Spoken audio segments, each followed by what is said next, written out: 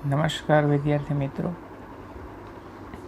સુપ્રભાતમ and નમસ્કારમ. આજે આપણે કાવ્ય 19 વિનોદ પદ્યાની મીન્સ કે મનોરંજક શ્લોકો. પદ્યાની મીન્સ કે શ્લોકો, વિનોદ એટલે મનોરંજક, જે આપણને સહુ બધાને ગમે છે. જે આપણે ઓફલાઈન ક્લાસ દરમિયાન મનોરંજન વચ્ચે વચ્ચે કરતા હતા, પરંતુ આજે ઓનલાઈન મનોરંજન આજે આપણે આજના કાવ્ય દ્વારા કરવાનું છે. આજે તમારા મનમાં એવું ઘણીવાર રહેતું હશે કે સંસ્કૃત એટલે માત્ર બસ સંસ્કારની જ વાતો કરવાની, ધાર્મિક વાતો કરવાની, વેદો પુરાણીની ઇત્યાદિ વાતો કરવાની, એવું જ મનમાં તમારે ખ્યાલ હશે, એના વિશેની એક બંધારણા હશે.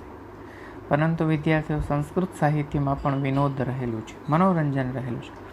પરંતુ મનોરંજન હંમેશા વિકાસાત્મક હોવું જોઈએ, બરાબર?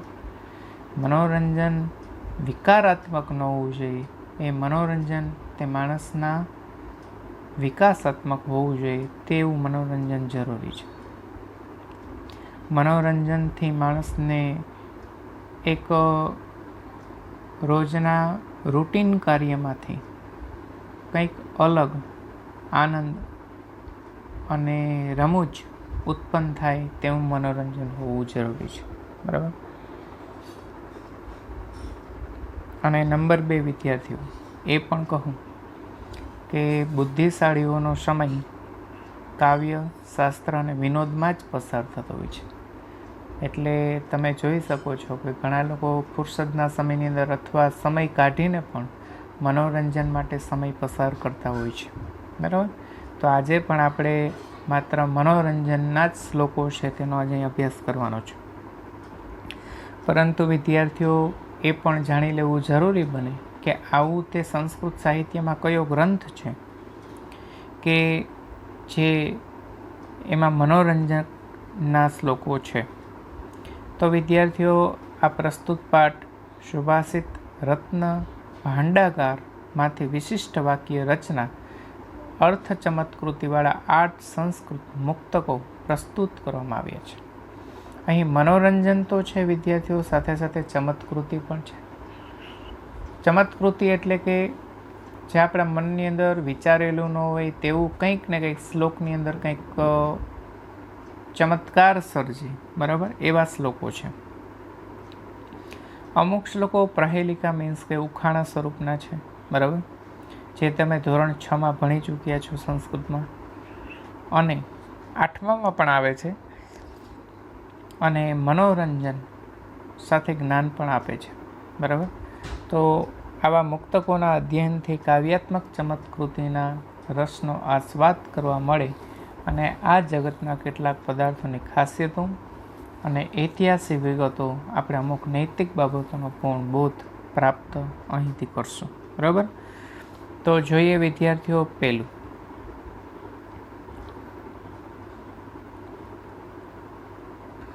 કમ સંજઘાન કૃષ્ણ કા શીતલવાહિની ગંગા કે દાર પોષણરતા કમ બલવંતમ ન બાધતે શીતમ, બરાબર?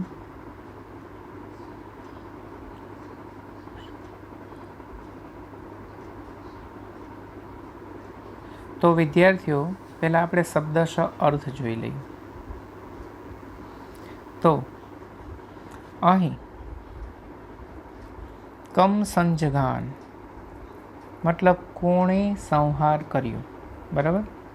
કમ સંજઘાન તો કે કોણે સંહાર કર્યો, બરાબર? પછી વિદ્યાર્થીઓ, બીજું છે કા શીતલ વાહિની, બરાબર? તો અર્થાત કોણ શીતળતાનું વહન કરનારી છે, બરાબર? કા શીતલ વાહિની અર્થાત કોણ શીતળતાનું વહન કરનારી છે, બરાબર? પેલો શું પ્રશ્ન થયો વિદ્યાર્થી? પ્રશ્ન બને છે કમ સંજઘાન તો કે કોણે સંહાર કર્યો, બરાબર? પછી બીજું શું છે?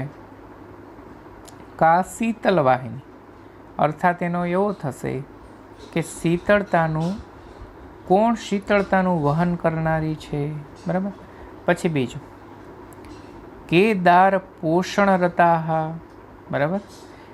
હવે દાર પોષણ રતા, દાર એટલે પત્ની વિદ્યાર્થીઓ અથવા સ્ત્રી, કે સ્ત્રીઓને પોષણ આપવામાં રત, બરાબર. એનું ગુજરાતી થયું. પોષણ રતા એટલે સ્ત્રીઓને પોષણ આપવામાં રત, બરાબર. હવે કે મીન્સ કે કોણ, કોણ સ્ત્રીઓને પોષણ આપવામાં રત છે. પછી ચોથો પ્રશ્ન, કમ બલવંતમ, અર્થાત એનો અર્થ એવો થશે, કમ બલવંતમ અર્થાત ક્યાં બળવાનને, બરાબર. કમ બલવંતમ એટલે કે ક્યાં બળવાનને. અહીં વિદ્યાર્થીઓ ક સર્વનામથી રૂપોથી, શબ્દ રૂપથી વિદ્યાર્થીઓ 4 પ્રશ્ન થયા. હવે વિદ્યાર્થીઓ અહીં 4 પ્રશ્નના જવાબ તેમાં છે. તો કઈ રીતે, બરાબર. હવે તે તમને હું સમજાવું વિદ્યાર્થીઓ, બરાબર. તો અહીં અનુવાદ જોવાનો છે. તો કે પેલો પ્રશ્ન શું છે, કોણે સંહાર કર્યો, બરાબર. તો અહીં જવાબ એ આવશે, કૃષ્ણે કોને હણ્યો, બરાબર. સંહાર અથવા હણું, બરાબર. કૃષ્ણે કોને હણ્યો, બરાબર. તો તેનો જવાબ વિદ્યાર્થીઓ છે તેમાં, બરાબર. તો તેનો જવાબ આવશે વિદ્યાર્થીઓ, તેમાંથી 3 પદો છે, કમ, સંજઘાન અને કૃષ્ણ. તો તમે ગોતી શકો છો આમાંથી કયો જવાબ છે એમાં છે. તો વિદ્યાર્થીઓ પહેલો અક્ષર કમ અને પછી સંજઘાનનો પહેલો અક્ષર લઈ લો, તો શું બનશે, કંસ, બરાબર. તો શું જવાબ આવશે વિદ્યાર્થીઓ, કૃષ્ણે કોને હણ્યો, તો તેનો જવાબમાં આવશે કૃષ્ણે કંસને હણ્યો, બરાબર વિદ્યાર્થીઓ. પછી હવે વિદ્યાર્થીઓ હું શું પહેલા પ્રશ્ન કર્યો તમે કે કા શીતલ વાહિની ગંગા, એટલે એનો જવાબ એનો પ્રશ્ન એવો કર્યો હતો કે કોણ શીતળતાનું વહન કરનારી છે, બરાબર. હવે તેનો જવાબ પ્રશ્ન એવો બનશે કે શીતળ જળ વહેનારી ગંગા કઈ છે, બરાબર. કે શીતળ જળ વહેનારી ગંગા કઈ છે.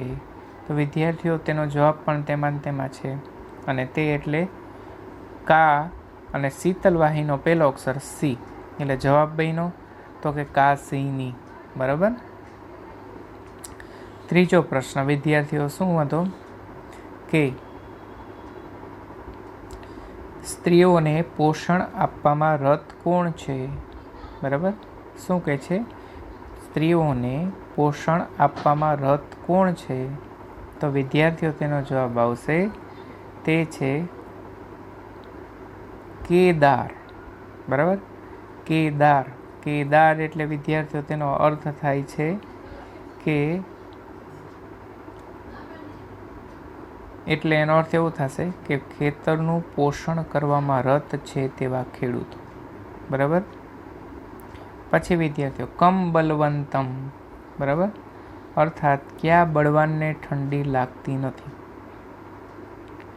કમ બલવંતમ ક્યાં બળવાનને ઠંડી લાગતી નથી, બરાબર. તો જો વિદ્યાર્થીઓ તેનો પણ જવાબ એમાં છે, ક પહેલો અક્ષર લઈ લેવાનો કમ, પછી શું લેવાનો અક્ષર છે, બલવંતમનો પહેલા 2 અક્ષર કંબલ, બરાબર. એટલે કે કામડાધારીઓને, જેની પાસે કામડા છે એવા લોકોને ઠંડી લાગતી નથી.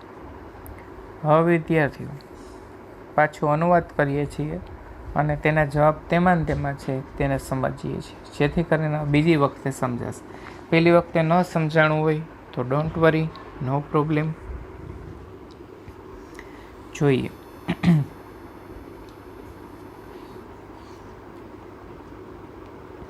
અહીં વિદ્યાર્થીઓ કહે છે, પહેલો પ્રશ્ન, કૃષ્ણએ કોને હણ્યો? બરાબર. તો વિદ્યાર્થીઓ નંબર 2, કૃષ્ણએ કોને હણ્યો? તો વિદ્યાર્થીઓ અહીં એક સમજવાનું છે. કમ સંજગાન કૃષ્ણ, એટલે કૃષ્ણએ, કમ એટલે કોણે, સંજગાન એટલે હણ્યો. કૃષ્ણએ કોને હણ્યો? તો જવાબ એમાં ને એમાં. તો કે પહેલા 2 અક્ષર કંસ મળી ગયો એમાં ને એમાં. પછી વિદ્યાર્થીઓ, શીતળતાનું વહન કરનારી ગંગા કઈ છે? બરાબર. શીતળતાનું વહન કરનારી ગંગા કઈ? તો વિદ્યાર્થીઓ તે આવશે કાશીની ગંગા. બરાબર. પછી ત્રીજો પ્રશ્ન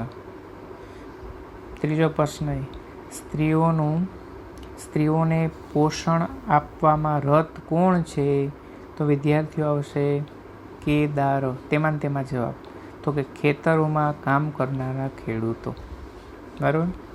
પછી ચોથો પ્રશ્ન, કમ બલવંતમ ન બાધતે શીતમ. બરાબર. કે કયા બળવાનને, કમ બલવંતમ એટલે કે કયા બળવાનને ઠંડી લાગતી નથી. શીતમ એટલે ઠંડી, ન બાધતે એટલે લાગતી નથી. કયા બળવાનને ઠંડી લાગતી નથી? તો તેનો જવાબ એમાં ને એમાં. તો કે કંબલ એટલે કે કામડા, જેની પાસે કામડો એટલે ધાબળાઓ, જેની પાસે કામડો છે એવા માણસને. હવે વિદ્યાર્થીઓ અહીં ચમત્કૃતિ એ સર્જે છે કે જે શ્લોકથી જ પ્રશ્ન ઉત્પન્ન થાય છે તે જ વિદ્યાર્થીઓ શ્લોકમાં એના જવાબ રહેલા છે. એ એની ચમત્કૃતિ. બરાબર. તો કે પહેલા પ્રશ્નનો જવાબ કંસ, બીજા પ્રશ્નનો જવાબ કાશી, ત્રીજા પ્રશ્નનો જવાબ કેદાર. કેદાર એટલે શું? તો કે ખેતરોમાં કામ કરનારા ખેડૂતો. પછી ચોથો જવાબ કંબલ એટલે કે જેની પાસે કામડા છે. થઈ ચમત્કૃતિ વિદ્યાર્થીઓ. હવે આપણે આગળ વધીએ છીએ. બરાબર.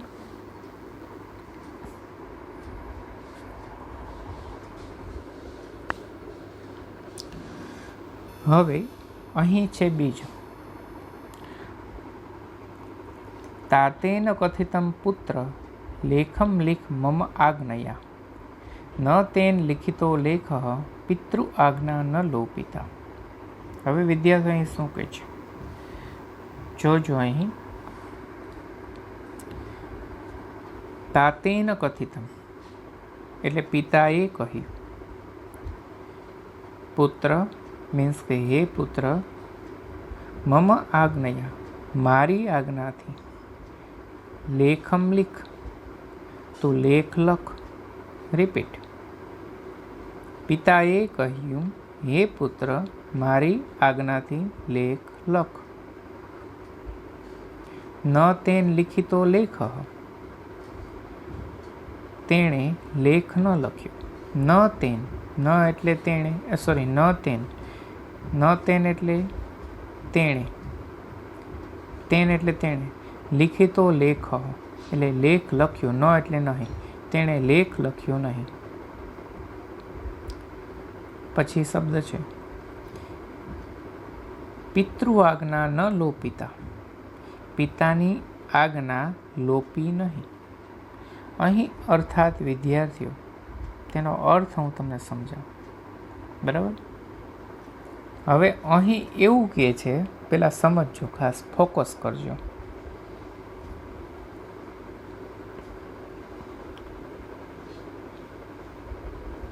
પિતાજીએ કહ્યું, હે પુત્ર મારી આજ્ઞાથી તું લેખ લખ. તેણે લેખ લખ્યો નહીં. પિતૃ આજ્ઞા ન લોપીતા, પિતાની આજ્ઞા લોપી નહીં, મતલબ પિતાજીની આજ્ઞાનું અનાદર પણ ન કર્યું. તો અહીં વિદ્યાર્થીઓ લેખ લખ્યો નથી અને પિતાની આજ્ઞાનું ઉલ્લંઘન પણ નથી થયું. તો વિદ્યાર્થીઓ અહીં કઈ રીતે એવું બન્યું? તો વિદ્યાર્થીઓ હવે તમને સમજાવું. હવે તે સમજો તમે. અહીં વિદ્યાર્થીઓ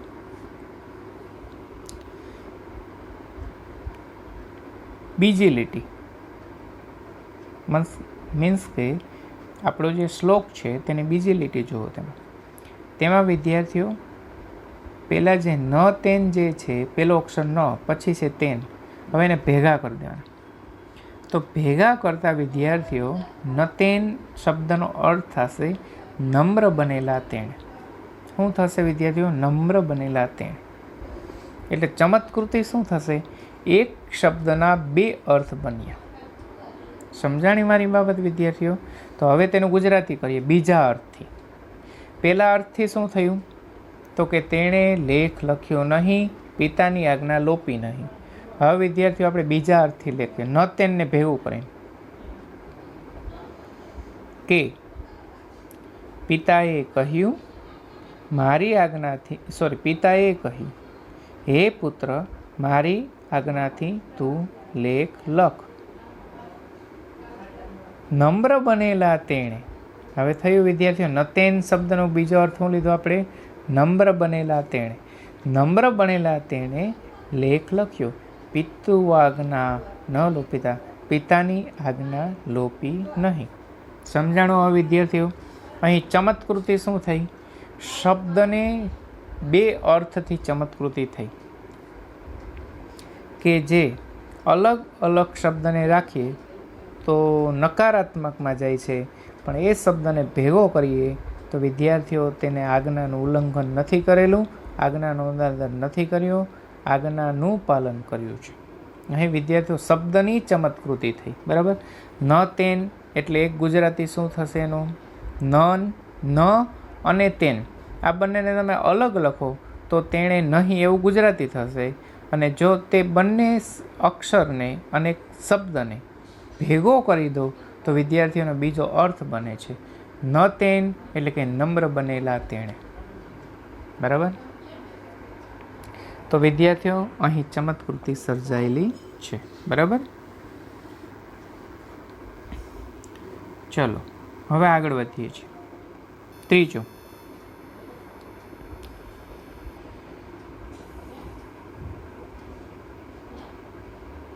સીમંતિનીષુ કા શાંતા રાજા કહ ભૂત ગુણોત્તમ વિદ્વદ્ધિઃ કા સદા વંધા ચ ઉત્ર. શું કહે છે? ચ અત્ર ઉક્તમ ન બુધ્યતે. બરાબર. ચ અહીં સંધિ છૂટી પડે છે નહીં, અને તે સંધિ છૂટી પડતા એવું બનશે ચ અત્ર એવ ઉક્તમ. સંધિ રિપીટ. ચ પ્લસ અત્ર પ્લસ એવ પ્લસ ઉક્તમ. બરાબર. તો વિદ્યાર્થીઓ અહીં પણ કુલ અલગ અલગ પ્રશ્નો બને છે. બરાબર. તો કે સીમંતિનીષુ કા શાંતા. હવે સીમંતિનીષુ વિદ્યાર્થીઓ તેનો અર્થ થશે સૌભાગ્યવતી સ્ત્રીઓમાં. બરાબર. સૌભાગ્યવતી સ્ત્રીઓમાં. આ એનું ગુજરાતી થયું. બરાબર. પછી કા શાંતા. કા એટલે કોણ અને શાંતા એટલે શાંત. સૌભાગ્યવતી સ્ત્રીઓમાં કોણ શાંત છે? પહેલો પ્રશ્ન. બીજો પ્રશ્ન, રાજા કહ ભૂત ગુણોત્તમ. બરાબર. અર્થાત કયો રાજા ગુણોમાં ઉત્તમ છે? બરાબર. અહીં વિદ્યાર્થીઓ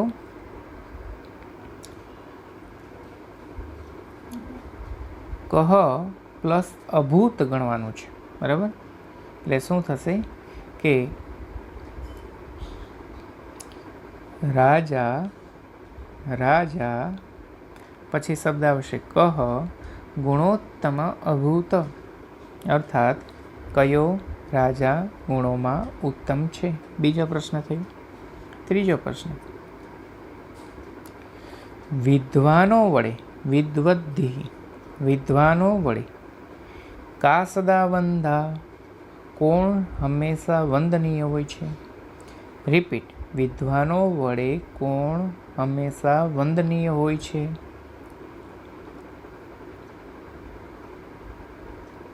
હવે વિદ્યાર્થીઓ કહે છે છેલ્લે ચ અત્ર એવ ઉક્તમ ન બુધ્યતે. અહીં જ કહેવાયું છે. શું કહે છે? અહીં જ કહેવાયું છે. ચ એટલે અને, અત્ર એટલે અહીં, એવ એટલે જ, ઉક્તમ એટલે કહેવાય છે. અહીં જ કહેવાયું છે, ન બુદ્ધ્યતે જણાતું નથી. મતલબ અહીં જ કહેવાયું છે એટલે કે આ ત્રણે ત્રણ પ્રશ્નના જવાબ અહીં જ કહેવાયેલા છે પણ જણાતા નથી. હવે એની ચમત્કૃતિ જોશો વિદ્યાર્થીઓ. ત્રણેય પ્રશ્નના જવાબ કઈ કઈ રીતે છે તે જો. તમારે પહેલા ચરણમાં, પહેલું ચરણ એટલે ક્યાંથી ક્યાં ગણાશે? સીમંતીની સુથી માંડી શાંતા સુધી પહેલું ચરણ થયું. હવે તે પહેલો શબ્દ અને ત્રીજો શબ્દ, એમાંથી પહેલો અક્ષર અને ત્રીજા શબ્દનો છેલ્લો અક્ષર, એ બંનેને ભેગા કરી દો, એનો જવાબ મળી જશે. તો સીમંતીની સીનો પહેલો અક્ષર લેશું તો સી નીકળ્યું. હવે ત્રીજો શબ્દ શાંતાનો તા ગોતો, એટલે એમાં શાંતામાંથી તા કાઢી લ્યો એટલે તા મળ્યું. હવે બંનેને ભેગા કરી દો, સીતા. હવે પ્રશ્ન શું હતો? સૌભાગ્યવતી સ્ત્રીઓમાં કોણ શાંત છે? તો જવાબ મળ્યો સીતા. ચાલો હવે તમને સમજાઈ ગયો હશે ઓટોમેટિક. રાજા કહ અભૂત ગુણોત્તમ, કે કયો રાજા ગુણોમાં ઉત્તમ છે? તો વિદ્યાર્થીઓ બીજા ચરણના પહેલો શબ્દ અને ત્રીજો શબ્દ ના પહેલા ચરણના પહેલા શબ્દનો પહેલો અક્ષર, તો કે રાજામાંથી રા કાઢી લ્યો. હવે વિદ્યાર્થીઓ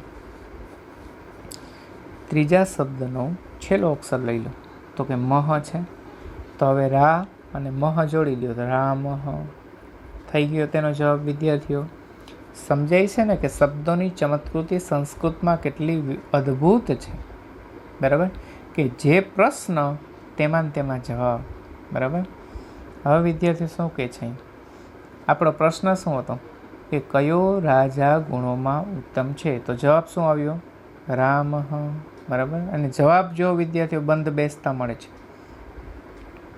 ત્રીજું, વિદ્વત વિહિકા સદા વંધા, વિદ્વાનો વડે કોણ સદા વંદનીય હોય છે? તો વિદ્યાર્થીઓ અહીં તેમાં પણ વિદ્વત દિહીમાંથી પહેલો અક્ષર અને વંધામાંથી છેલ્લો અક્ષર, વધા એટલે વી અને ધા જોડી લો, વિદ્યા, બરાબર? વિદ્વાન વડે કોણ હંમેશા વિદ્વાન હંમેશા કોને હંમેશા વંદન કરતા હોય? તો કે વિદ્યાને, બરાબર? હવે શું કીધું તો અહીંયા છેલ્લે આપણે અહીં જ કહેવાયું પણ જણાતું નથી. આ તો મેં જણાવ્યું એટલે તમે જાણ્યા, બરાબર છે? એટલે અહીં જ કહેવાયેલું છે પણ જણાતું નથી, બરાબર? હવે વિદ્યાર્થીઓ આપણે આગળ વધીએ છીએ, બરાબર? છતાં ત્રીજો શ્લોક છે તેને રિપીટ કરી દઉં છું. સૌભાગ્યવતી સ્ત્રીઓમાં કોણ શાંત છે? તો તેનો જવાબ આવશે સીતા. કયો રાજા ગુણોમાં ઉત્તમ છે? તો તેનો જવાબ આવશે રામ. વિદ્વાનો વડે કોણ સદા વંદનીય છે? તો તેનો જવાબ આવશે વિદ્યા.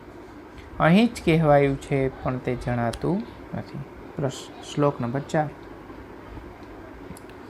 વ્રજંતી પદ્માની કદા વિકાસમ પ્રિયો ગતે ભર્તરી કિમ કરોતિ રાત્રોચ નિત્યમ વિરહાતુરા કા સૂર્યોદયે રોદિતિ ચક્રવાકી. અર્થાત અહીં 3 પ્રશ્નો થશે વિદ્યાર્થીઓ, પરંતુ તેનો જવાબ પણ શ્લોકમાં મળે છે. વ્રજંતી પદ્માની કદા વિકાસમ અર્થાત કમળો ક્યારે ખીલે છે. એનું મેં ડાયરેક્ટ ગુજરાતી વાક્ય રચના કરી દીધી, પણ તમને હું સમજાવીશ શબ્દશ, ચિંતા ન કરતા. વ્રજંતી એટલે ખીલવું, ખીલે છે. પદ્માની એટલે કમળો, કદા એટલે ક્યારે, વિકાસમ. વિકાસમ અને વ્રજંતી એ બંને શબ્દનો અર્થ વિદ્યાર્થીઓ એક મળતા છે, મતલબ વિકાસ થાય છે, બરાબર? હવે તેનો પ્રશ્ન છે કમળો ક્યારે ખીલે છે? હવે એનો જવાબ એમાં ને એમાં છે. તમે ગોતશો તો જરાક માઇન્ડ ડકાવો તો મળી જાય એવું છે, પણ હું છેલ્લે સિક્રેટ કહીશ, પહેલા પ્રશ્ન જણાવીશ. પ્રિયા ગતે ભર્તરી કિમ કરોતી અર્થાત પતિના ગયા પછી, બરાબર? ભર્તરી મીન્સ કે ભર્તરી ગતે એટલે કે પતિના ગયા પછી, બરાબર? પછી વિદ્યાર્થીઓ રોદિતી તે વિદ્યાર્થીઓ છેલ્લે શબ્દ આવે છે, પરંતુ અહીં શબ્દ લેવાનો છે પ્રિયા. પ્રિયા મીન્સ કે પત્ની, બરાબર.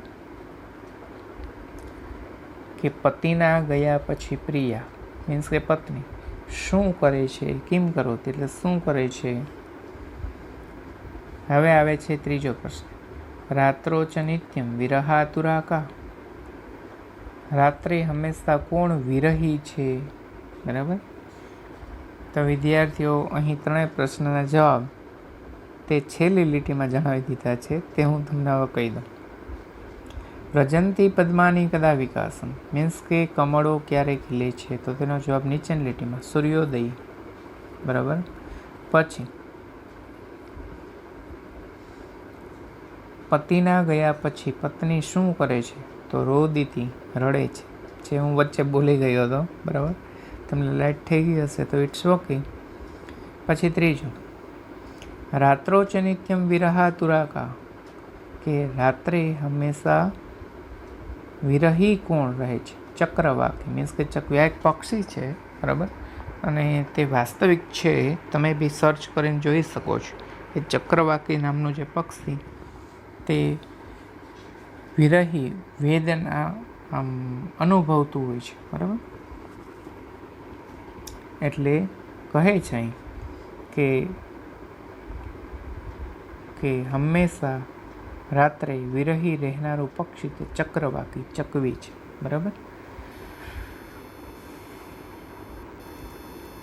તો વિદ્યાર્થીઓ અહીં આપણે આજે આટલા શ્લોક જોયા, બરાબર. તો હવે પછીના જે શ્લોક જે છે તે નેક્સ્ટ વિડીયોમાં આપણે તેનો અભ્યાસ કરીશું, બરાબર. આજે આપણે અહીં માત્ર 4 શ્લોક વિનોદ પદ્યાની રાખીએ છીએ, બરાબર. બાકીના જે છે તે નેક્સ્ટ લેક્ચરમાં જોશું. તો અહીં thanks for watching video and take care, good bye and stay home and stay safe.